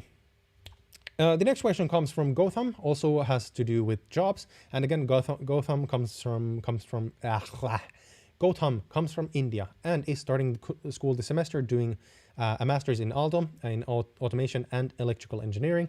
The question is, what are the job prospects for someone who has graduated from the field of automation and electrical engineering with a specialization in robotics? And what is the average pay once you get a job? Great question. Two things here, so let's break it down. First of all, job prospects in this field, especially in robotics and automation, really good. Excellent. Very, very good. This is a field of the future. Great choice. And this is going to be growing all the time. And there's jobs from small startups to medium-sized companies to massive, large multinational corporations. So there's a huge amount of jobs, countless amount of jobs. And the cool thing is that in this field is very international. So the majority of these jobs actually do not require you to speak a word of Finnish. So that's really cool. For example, as an example, you might not actually know this, but in addition to the YouTube thing, I actually have a technology startup. We are actually working on we have a early stage technology startup where we are actually, a very important part of it is actually automation. And when you graduate, you would actually be hopefully a potential applicant for our company if we stay on, if we survive all the way to that point. So that is something that I would like to just put out there. So actually our company name is Arctic Farming. So you can actually go and check us out from arcticfarming.fi. So again, we're really early stage, but we would be, for example, one potential employer for you. So there. But yeah, really, really great options for this field.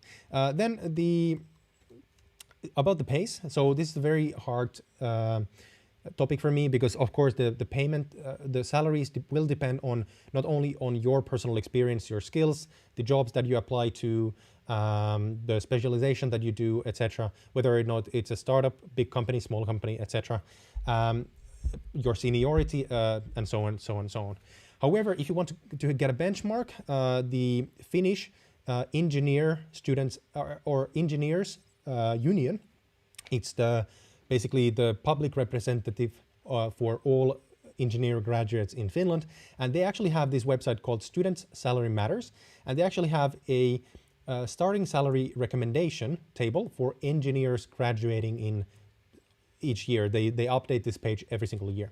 So in here, you can actually see the recommendations for graduates with limited work experience and moderate work experience. Do note, all of these are all salaries before taxes, so you would need to pay taxes after this.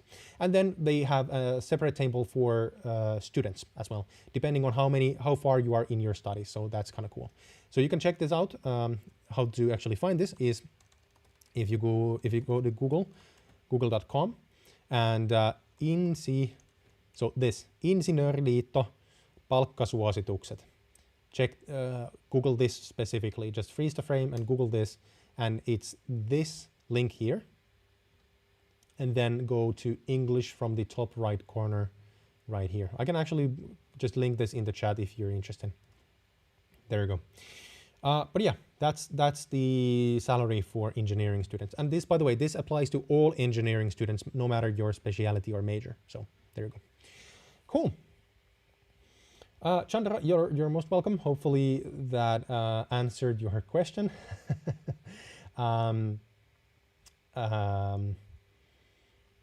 Yeah, unfortunately, I'm not able to say anything more about this topic, but hopefully that gave you a bit of context and kind of guidance on what to do.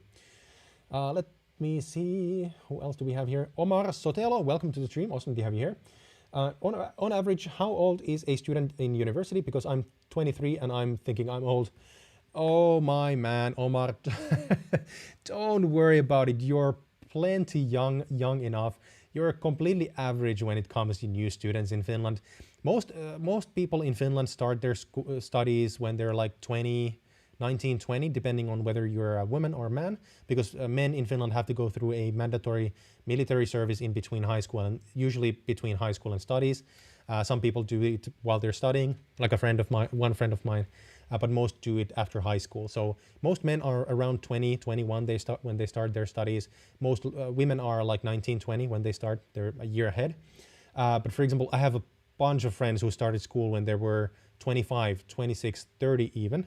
I'm currently 30 and I'm just finishing up my studies, so don't worry about it. You're not old at all when it comes to studies in Finland. No one cares about your age, to be honest. Not the university, not the other fellow students, not the potential employers who you would apply to work in the later stage. Age doesn't matter. No one cares. Don't worry about it at all. Ayurshi Weasley saying that I'm a high school student and want to pursue bachelor's in medicine in Finland. Can you please help me in this regard?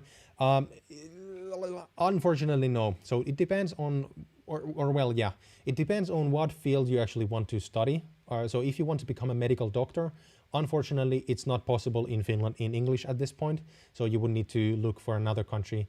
The thing is that the field of medicine is very heavily regulated in Finland, and depends on the position that you want to apply for, or the degrees that you want to apply for. You might be able to study it in English. Most of them you can't. So for example, if you want to study to become a nurse, then you can do it in English. However, if you want to become a medical doctor, that's currently not possible in Finland in English, unfortunately. The other thing is that since the field is so heavily regulated, there's only limited amount of information that I have that I dare to say out loud, because I don't want to spread misinformation. So, cool, awesome. Then the next question comes from Ashok. Awesome to have you here again. Ashok, as a reminder, comes from Nepal and is starting school this semester in Aalto, doing a master's in computer sciences. And the question is, what does the living expenses look like in Espoo? What are some of the good tips to spend money wisely for students? Great questions. So this depends a bit on, so for everyone who don't know, Espoo is a city next to Helsinki. Helsinki is the capital of Finland. And usually we refer to the capital region as the Helsinki metropolitan area, because the capital region basically consists of multiple different cities. Helsinki, Espoo, Vantaa, Kirkkonummi, and then, for example, Sipoo, a part of Sipoo, which is on the eastern side of the capital region. And Espoo is not as expensive as Helsinki. So, for example, if you compare having an apartment in Espoo compared to the center of Helsinki, it's going to be way cheaper. So I think that that's the best way of saving money for you. Also, of course, apply for student apartments in Helsinki as well as in Espoo. If you get a student apartment, it doesn't really matter if you're in Helsinki or Espoo, they're going to be cheap anyways. That's your number one way of saving money, definitely. So apply to apartments both from HOAS as well as AYY. So if you don't know, for everyone else, HOAS is a non-profit foundation providing student apartments for everyone in the Helsinki region. It's actually owned by different student organizations in Helsinki. And AYY is the student union for all the university students. So they have apartments as well. Ashok, remember to apply for both apartments. All of them are really cheap. Then in terms of like other living costs, Espoo is pretty much the same price as Helsinki. The biggest difference here is the rent. And might be, depends on the shops that you go to, grocery stores. The prices might change a bit, but the thing is it's not mostly about the grocery stores, the price fluctuation. It's mostly about the products that you buy. Some, for example, brands that you can buy might be a bit more expensive than others. However, what I would say that the second best way for you to save money in the long term, like big amounts of money, is simply by selecting specific brands of groceries. So as I mentioned, there are multiple brands of groceries that you can buy. Usually in Finland, a lot of the products come from big chains, not small independent providers or producers. And here you can see a big difference. In addition, one other way to save money in groceries is to go to large supermarkets, because they are usually cheaper than smaller, corner grocery stores that you have. One other way of saving money is to use Lidl, which is a German brand, which is in Finland as well. Lidl is usually cheaper than any of the other grocery store chains in Finland. So take this into account. So rent and groceries, or like day-to-day groceries, those are the two best ways of saving money in the long term. Insurances, bank transportation, all of this kind of stuff. It's all the same price in the metropolitan area. So, great question. Great question. Awesome.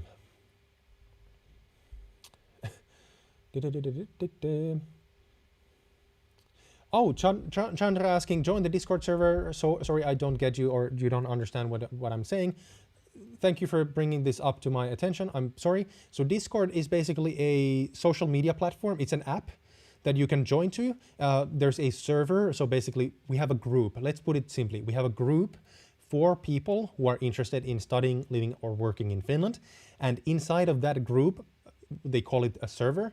I'm basically the moderator there, and we have multiple different channels for different topics. And you can join the group or the server, and then you can talk about different topics around living, studying, and working in Finland in those different channels that we have for each topic. And the idea of the server, the group, is to build a community of people who are interested in these topics, specifically international students or people. And it's one of the tools for me to help you guys discuss the same topics that everyone is interested in. So for example, there's a lot of people interested in admission or the admission process to universities, and many people have the same question. So it was really burdensome for me to answer the same questions all over again on the YouTube comments. So that's why I made the group or server, so that people can help each other, because I'm not able to answer every single question there. In addition, I post updates into the group or server. I post updates about videos and upcoming live streams. So for example, if you want to be the first one to know about the upcoming live streams, you should join the server. Again, there's a link in the description box below if you want to join. So it's really easy. So thanks for asking me to clarify. Great. The next question comes from Ayurshe Haldar, who comes from India. And Ayurshe, by the way, if I mispronounce your name, I do apologize. Ayurshe comes again from India, is still in high school, and is interested in doing a bachelor's in the medical field. And oh, actually, I think that I might have answered this question just in the chat. So can you suggest me the process of applying in medical schools in Finland? Yeah, so you cannot currently study to become a medical doctor in Finland in Finnish. In English. You have to do this in Finnish, unfortunately. And if you want to study in Finland in Finnish, the application process is extremely hard, and I would not even consider it at all. If you don't speak native Finnish, it's not possible, basically. Let's put it this way. However, if you want to study to become a nurse, that's completely different altogether. You can actually do this in English. And what I would recommend you to do is to check out the Edunation. I've mentioned them already during the stream. It's a company, Finnish company, providing a way for international students to apply to study in Finland. And they partner up with multiple universities of applied sciences that actually have degrees in healthcare and mostly in nursing. And you can actually check them out here. So for example, bachelor's in healthcare in nursing, social services, nursing, and yeah, that's it. So check them out. So that's edunation.co right here. Cool. Then the next question comes from Gautam. Hopefully I'm, by the way, pronouncing your name correctly. Gautam, or Gautam? Is it like, strictly Gautam, or Gautam? Is it like a more fluent pronunciation? Let me know in the chat. Interesting. Anyway, the question is there any student gyms available at Aalto University? And if so, are there any membership costs for that? What are the different ways for a student to relax after a hard day's work in Finland? Great questions. Actually, no one has asked me about this in like half a year or so. So yeah, there's Aalto University does have, there's a gym. There's actually multiple gyms at the campus. There's one that is private, private meaning a third party. So you can get a membership there, but it's actually quite expensive. The facilities are outstanding. However, the membership is actually quite expensive. So what I would recommend you to do is, let's see, what is it called? Just bear with me for a second. Yeah, so use for super quickly. Let me just pull out the correct page. Yeah, so in the Helsinki metropolitan area, the organization providing university students with sports services is Unisport, and they're awesome. First of all, they have a massive sport facility in at the Aalto University campus, which is awesome. They have everything from indoor gyms to floorball, different kind of courts, for example, for tennis or for badminton or whatever you have. They have group exercises, everything, and their memberships are freakishly cheap. It's like unnerving how cheap they are. So if you go to, let's see, so actually you can see all the different services here. So it's really cheap prices, and a annual, the annual card for them. Let's see. Is it this one? I think it might be this one. Yeah, so annual card for 12 months, where you get access to the gyms all day. They're not 24/7, but basically full work day. So 12 months for Aalto University students is 160 euros per year. That's freaking cheap. Because if you go and check out, if you go and try to get a membership into a kind of third-party private gym, that could be like 100 euros per month. So this is 160 euros per year for Aalto University students and Hanken or students in Aalto University Hanken School of Economics and University of Helsinki. So that's really cheap. So that's Unisport. Recommend checking it out. Then to the other question about what are the different ways of students to relax after a hard day's of work. Multiple different ways. I like to do sports. I actually like to do bouldering. Unfortunately, most of the bouldering gyms are they're partially closed.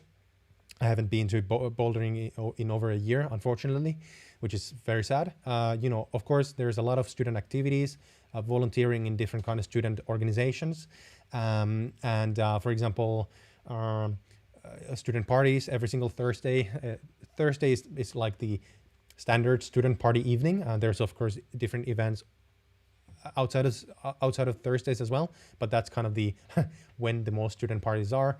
Of course, Helsinki and Espoo has beautiful outdoors. Areas where you could just go for walking during the summer, like paddleboarding. What have you. A lot of really interesting bars, restaurants that you could go to, both in Espoo and Helsinki. The nightlife is really awesome in Helsinki as well. What else? Well, basically, what have you, whatever you want to do. The capital region is, of course, like any capital region around the world. There's basically anything you want to do. However, of course, Helsinki has a lot of its perks. Because, for example, the Finnish archipelago, so the islands outside of Helsinki, are just beautiful, especially during the summer. And you can take a boat, for example, to the islands and just go visit on a picnic, for example. That's just awesome. A unique thing to do in Helsinki. Cool. What other things? Ashok saying that awesome website for Arctic farming. Do subscribe for the newsletter, so that you will actually get to get the news as we actually get the thing rolling. We are actually not able to show the system that we have. I'm talking about our startup. We're actually not able to show our technology yet because we have a process going on that I cannot talk about right now, but it's awesome. So yeah, subscribe for the newsletter if you're interested in hopefully at some point, if we when we expand, jobs for automation engineers, software developers, for example, we're going to hire a lot of software developers in the future at some point. So if you're interested.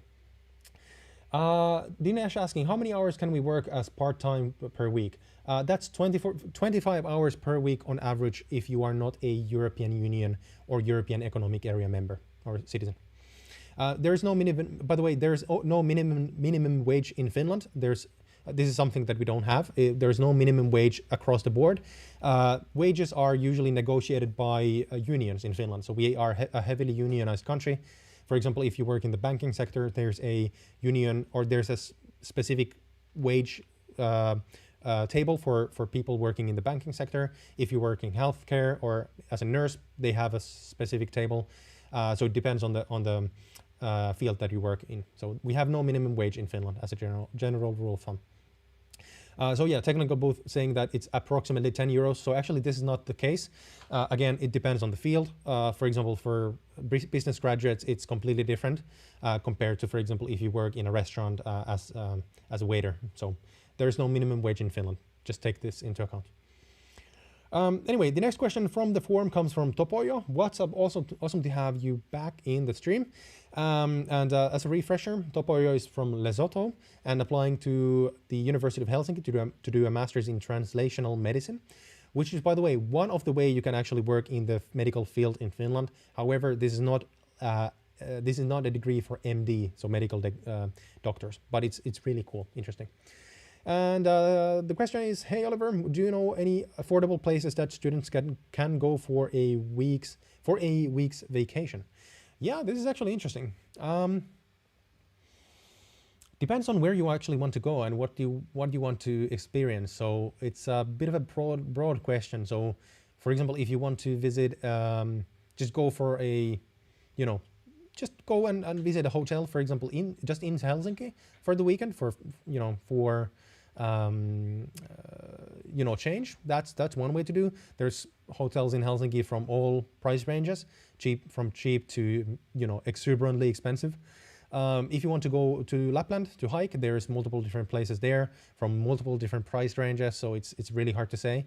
Multiple resorts, for example, if you want to go to visit a spa resort, there's multiple places there as well, or for that as well around Finland. So again, from multiple price ranges. So it's really, really hard to say in a sense. I would need to know a bit more. What do you actually want to do? So, or you could, for example, go abroad. Of course, not in this situation, but after we are rid of the current global situation. Tallinn is a very popular place for people to go. People like to go there via ferry or using the ferry. And then, for example, people like to go to Stockholm in Sweden. That's also a very popular location for Finns. But yeah, I would need a bit more details about what you want to do to give you kind of a more detailed answer. Anyway, the next question comes from Matteo Bulleri, again from Italy, which is awesome to have you here yet again. And Matteo, as a refresher to everyone, is starting school this semester at the University, LUT University, specifically studying business. Doing a master's in international business and entrepreneurship. Nice. And Matteo is saying, hi again, what's up? In relation to the Finnish job market for business graduates, could you please tell us which are the most attractive and interesting strategy or technology-focused consulting firms in Finland, especially those that are less known outside of Finland, if any? Yeah, great question. I need to pull out a sheet from my own archives. Just a moment, if you can just bear with me for a moment, because I actually made a video about this topic a while ago. You could actually go and check it out. There are a bunch, so let me just just pull this out super quickly. All right, so of course this is not a comprehensive list, but this is a good list of companies. So for example,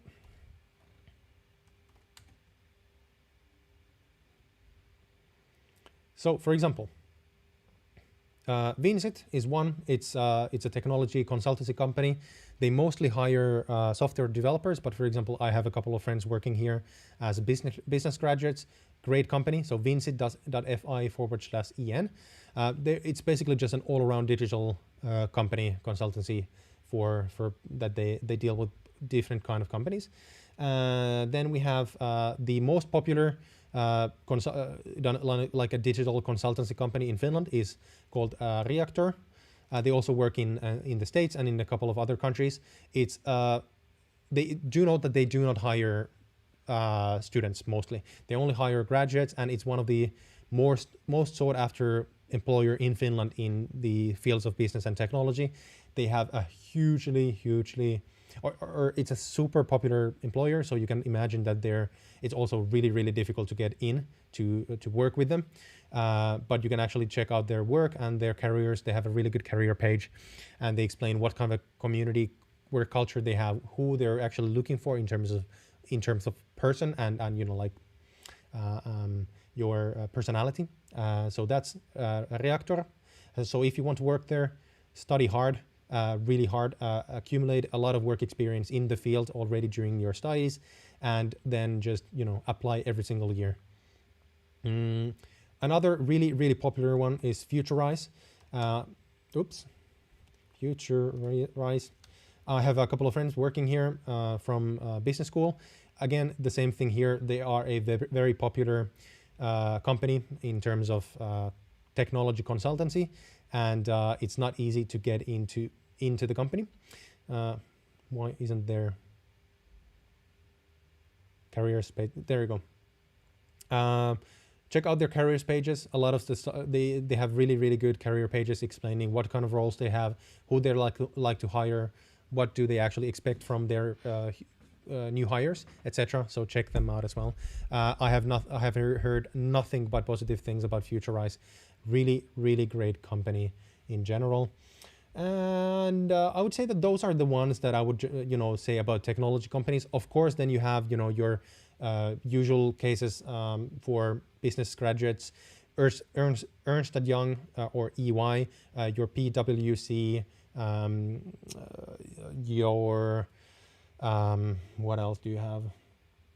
Accenture, for example. All the big four companies, all of them do also technology consultancies, and they're very popular in Finland for business graduates. So I would say that those are the biggest ones for you if you really want to get into a good company as a business graduate. Graduate. How many times did I say that? Oh, never mind. Anyway, the next question comes from Ashok, again from Nepal. And the question is, what are some of the websites to learn about tech entrepreneurship in Finland and potentially collaborating with people? Where can I learn about leading startups in Finland? Great question. The number one page for this would be thehub.io, where you can find the most exciting startups, startup jobs. And basically you can, this is a free website for Finnish startups and where they can actually post jobs in their field. And I would check that out. They don't have that much actually information about startup jobs per se. However, for example, if you want to look into this a bit more, you can, for example, look into Startup Sauna, which is a startup / an entrepreneur community at Aalto University. And they have a lot of really interesting entities here that you can check out. For example, Aalto ES, Aalto Entrepreneurship Society, and they should have, for example, I think they might have a blog, news, projects, events, and you can start, looking from here, different kind of resources. There's a lot of different startup communities, especially around Aalto University, that you can check out. And the problem is that there are no really unified websites for technology startups or entrepreneurs. And I actually say that there's a need for this kind of a community or website or post, blog or whatever. So if you have any questions, you could, for example, post them, send them to me on Discord if you want to. I will not be able to answer everything, and it might take me a bit of time to answer your questions because a lot of people are sending me DMs on Discord. But that's one way to go if you want me to look a bit more into the topic and provide you with a bit more sources. Cool. The next question comes from Omar from Peru. Awesome to have you as well. And Omar is looking to apply to study at a university of some kind that teaches arts and doing a bachelor's degree. And the question is, on average, how old is the first year student in the university? Because I'm 23 and I'm thinking I'm old. So I answered this already before. 23 is not old at all. Don't worry about it. Just forget about it. Most people, when they start studies, are 20-ish something. I had plenty of friends who started their studies at the same time as I did, and they were 25, 30. Someone was 35. So don't worry about it at all. No one gives a damn about your age, to be honest. So that's there. No offense, but no one cares, to be honest. Age isn't a thing in Finland when we look at university studies. The next question comes from Fernando from Ecuador, and Fernando is starting his studies this semester, doing a master's in smart system integration. Interesting. I have no idea what that is. If you want to explain that in the chat, that would be awesome. Anyways, the question is, after I apply to accommodation in Finland using HOAS, what is the process to follow after HOAS offers you a place? When HOAS offers you a place, or any student apartment provider, for that matter, first of all, they will explain the process when they offer you an apartment. But basically, to summarize, the process is as follows. They offer you a place, you accept the place, and then you pay the... just a moment. What is the term?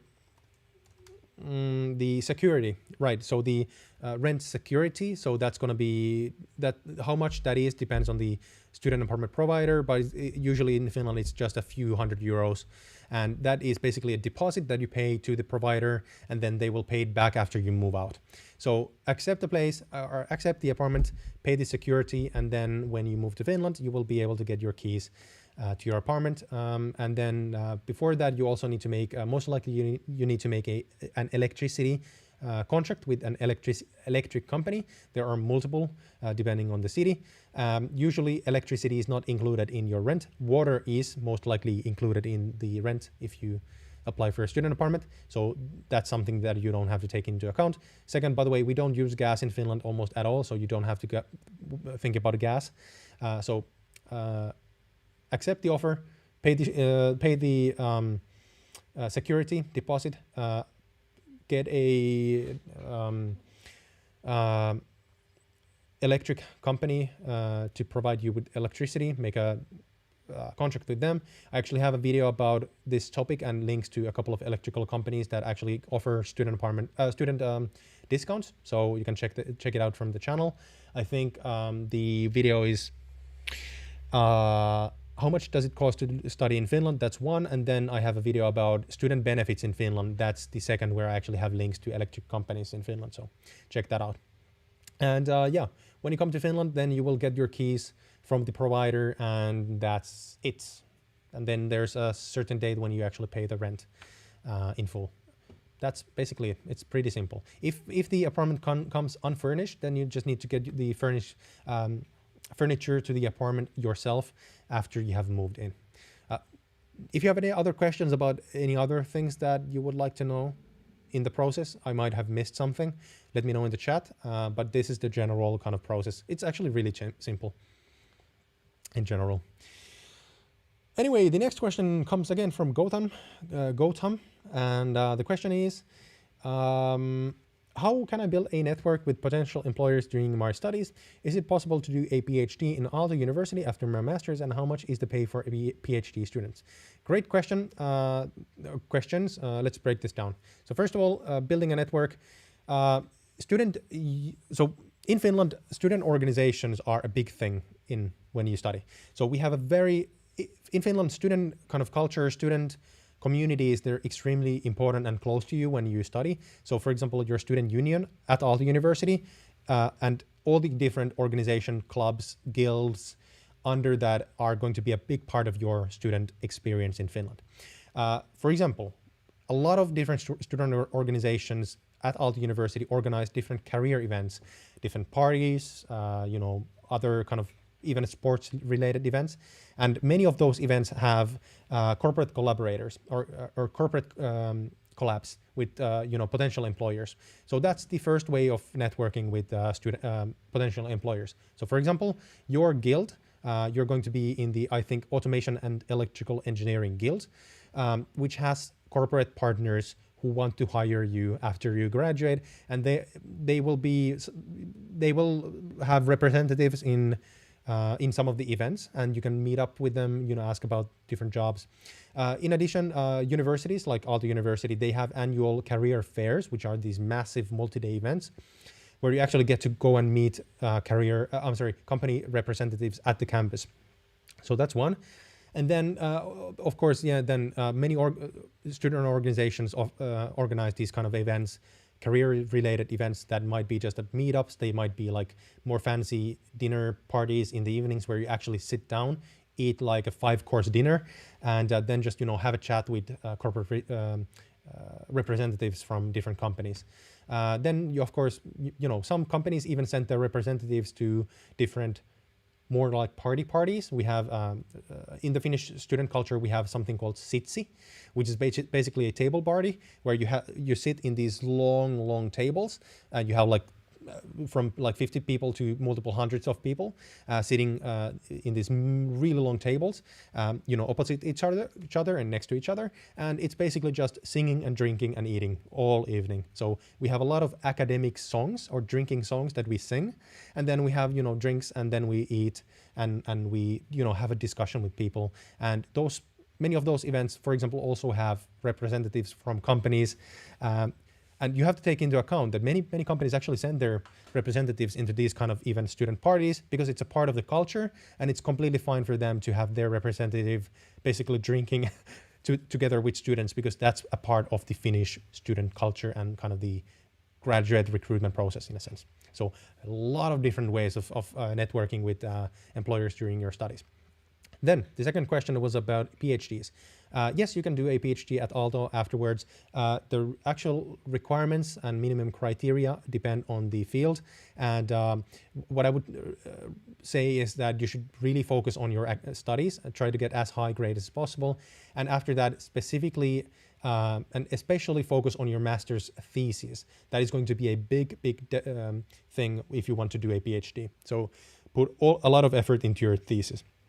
And before you start your thesis project, actually let your thesis instructor know that you want to apply for a PhD, so that he or she will be able to instruct you in your thesis in such a way that it's like compatible basically, or that you're going to make it good enough for you to apply for a PhD position. About how much the pay is for PhD students. So this depends on the university. So PhDs are a paid position. However, the payment actually isn't coming as a salary. However, rather you actually need to apply for grants for your PhD to fund your PhD, or basically your salary. So Aalto University, I think, pays for your grant or your PhD studies for the first year. And after that, you need to find financing on your own. Aalto University has a really good PhD website where they explain all of this, and they have links to many funds and third-party organizations that fund academic research. But basically, you need to find funding from outside the university after your first year, depending on the university. But yeah, great question. The next question comes from Ashok, and the question is, can I take some courses towards my degree related to business and entrepreneurship at Aalto University? What kind of split is acceptable between computer sciences and entrepreneurship? Depends on your degree and how you actually formulate your degree. So yes, definitely you are able to take courses in business and entrepreneurship. What kind of courses depend on the courses themselves. A lot of courses at the School of Business have prerequisites. So basically you need to have done already certain courses to go to them. So most of the courses that you could take are mostly like 101s type of stuff, like economics 101, business 101, entrepreneurship 101, or this kind of stuff, depending on how much you want to do. What kind of a split you can do between your like major and other stuff depends on how you formulate your degree. So, or how the computer sciences program is actually constructed. So your major has to be about computer sciences, and you have mandatory classes that you need to take. However, then you might actually have a minor, which is usually in a master's, it's like 30 ECTS credits or something, depends on the your degree. But that you usually can take from any other school at Aalto. So you can do arts, business, engineering, whatever, which is really cool. So go to the into.aalto.fi website, which is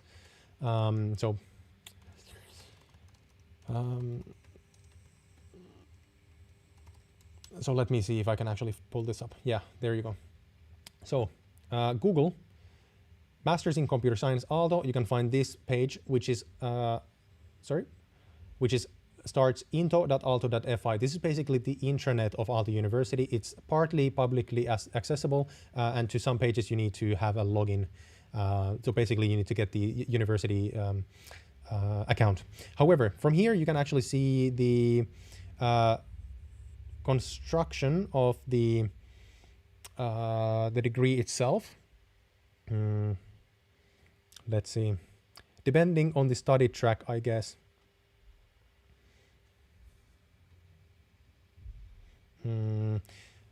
Actually, this might not be the correct page. Curriculum here.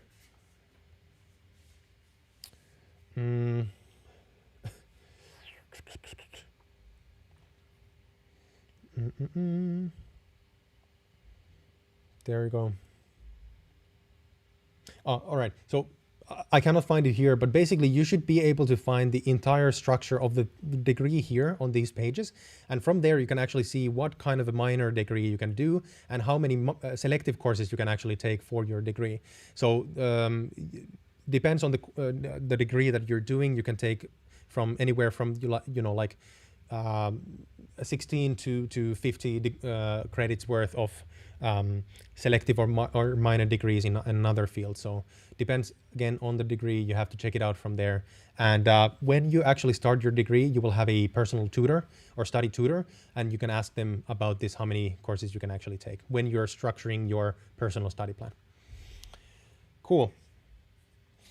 Then the question is from the chat, a couple of questions from Roxiro Game. Do we need IELTS to come to Finland, or can we just apply and get accepted to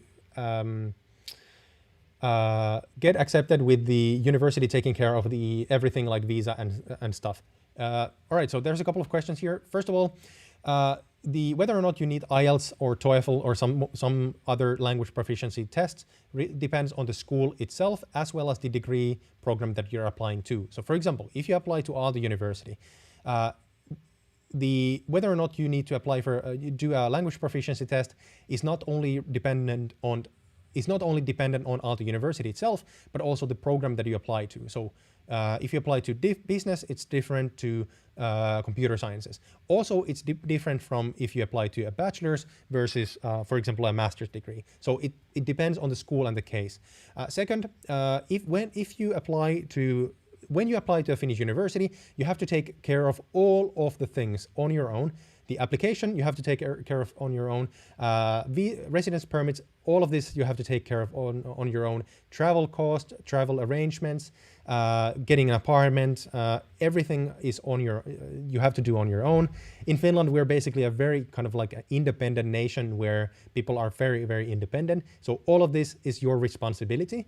However, if you want to make this a bit easier on yourself, the one way for you to get assistance on the residence permits, etc., is to apply through Edunation. I've mentioned them like 10 times already during the stream.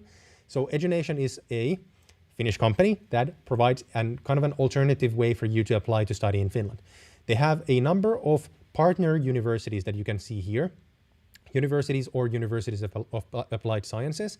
And when you apply to these schools through Edunation, and if you are admitted, Edunation will actually help you with the residence permits, moving to Finland, travel, actually coming from the airport to your home, etc., etc.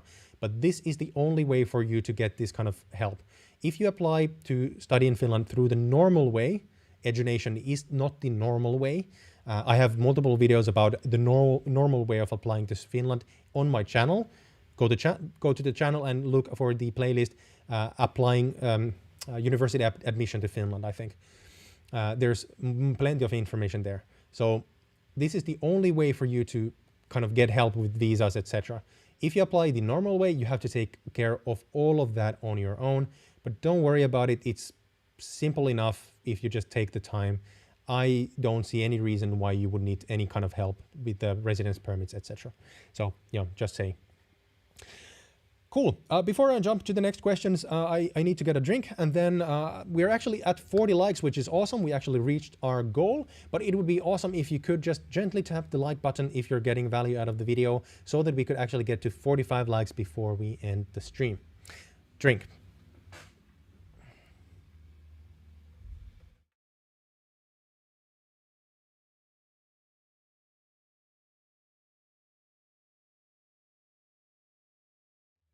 All right. Cool. Let's jump into the chat for a while.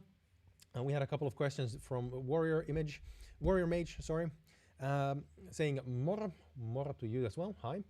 What about small entrepreneurs, traders, freelancers in Finland, or freelancers in Finland? Can you move to Finland as easily as to Estonia, for example? As an entrepreneur, no, it's actually quite difficult to actually come to Finland as an entrepreneur. Getting a residence permit to Finland is not easy at all if you want to work as an entrepreneur. So no, it's not easy at all. You basically, if you want to get a work permit here, or I'm sorry, a residence permit just to work, you basically need to have a company already agreeing to take you if when you apply for a residence permit. So this is why coming to Finland to work as a entrepreneur is super difficult. So I would not suggest that at all. No. Also, sadly, it seems to me that everything is done for good little slaves, workers with contract, or students, or you live on welfare and don't declare anything. Strange system. Well, I would not say it's that way. So basically, if you want to come to study in Finland, I'm sorry, if you want to move to Finland to work or study, I'm sorry, if you want to move to Finland as a foreigner, yes, then you need to either come to work for a company or to come to study at a university. That's basically the system how it works right now for getting a residence permit. Sure, you can move to Finland as an entrepreneur. I don't know the system in its and all the details, but I can say that it's very difficult to get a residence permit that way. And I don't see how universities can be attractive with doing everything online or with a mask on 24/7 lockdown in a little flat. Well, currently it is tough for everyone, but that's the same thing for everyone around the globe. So, you know, it doesn't matter where you are on the globe, it's the same thing. However, the cool thing is that since Finland is doing really well with vaccinations, as well as the number of cases have gone down significantly, we're actually kind of going back to normal right now, step by step, by opening up services, opening up you know, face-to-face teaching, contact teaching at the university campuses starting from fall, and hopefully we can, you know, move towards normal next year. So I would actually say that if you want to study at a university, you know, on the campus, Finland is actually one of the best options right now because we are doing so well with the vaccination and stuff. So there you go.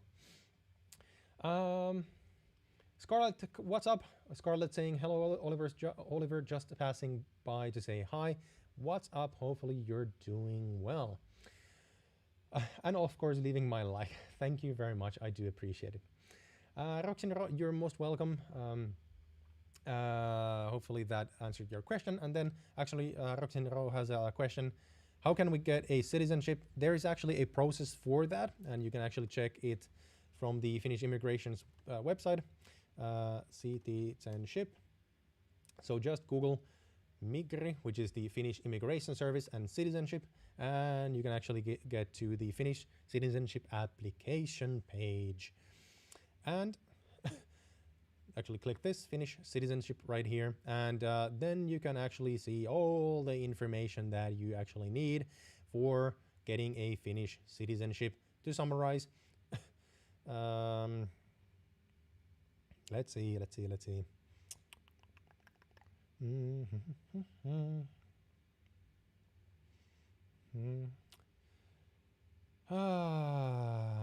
Make sure that you meet the requirements to becoming a citizen. Requirements: you are at least 18 years of age, and your identity has been reliably established. You know Finnish or Swedish at least on a satisfactory level. You have to take a test. You live in Finland and you have lived here long enough. And you know, here is a definition of what is long enough. You are not guilty of any crimes, or you have no restraining orders have been issued against you. You have met your payment obligations, etc. So, for example, taxes, fines, student loans, hospital fees, for example, and you have informed us about the source of your means of support. So, for example, if you work and you have income, you need to announce where the income comes from. So again, Finnish citizenship. Find this page by googling Migri citizenship. That's everything that you should know, or everything you need to know. Cool. Warrior Mate saying, all right, by the way, I don't mean necessarily about residence permits. I'm a EU citizen, so no need for that actually. Right, all right, that's cool. And also, but I suggest Sanna Marin, who's our premier, to lower taxes, to have a system a bit like Estonia. Although Finland is great, this current system seems dangerous to me. Well, of course, this is a political question. Everyone likes different kind of stuff. Some people like to have lower taxes. Some people like to have higher taxes, and get more social services. I don't have that much of an opinion here. I'm a really bad person, in a sense that I don't follow the internal political discussion in Finland. So, that's that.